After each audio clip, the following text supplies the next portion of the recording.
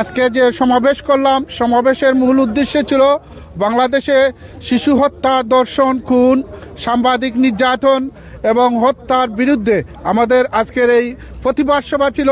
আমরা এই প্রতিবাদ সভার মূল উদ্দেশ্য ছিল বাংলাদেশে উদ্বেগজনকভাবে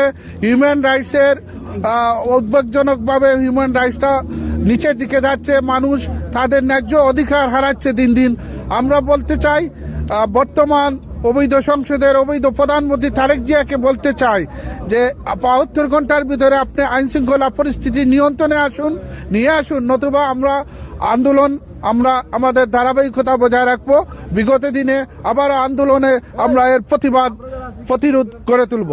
আমি সকলকে ধন্যবাদ জানাই ভিকটিম সাপোর্ট ইন্টারন্যাশনাল ইউকের পক্ষ থেকে। এত সুন্দর একটি সুশৃঙ্খল একটি প্রোগ্রাম করলাম, আমি সকলকে ধন্যবাদ জানাচ্ছি।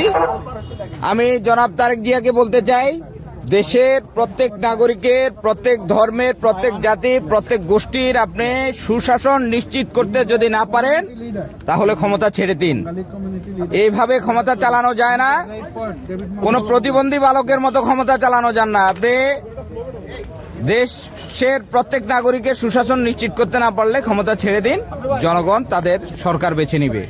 What I just said, I came here to support the struggle of minorities in Bangladesh and minorities in India to be respected by these two different governments, and for all the people of the world to be on the side of internationalism and justice for all peoples.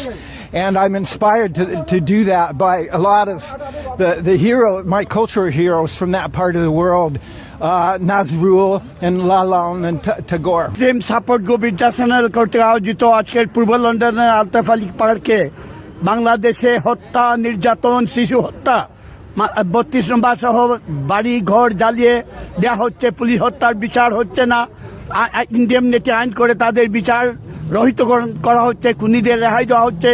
তারই প্রতিবাদে বাংলাদেশে আইনের শাসন প্রতিষ্ঠা করার জন্য আজকের এই সভা।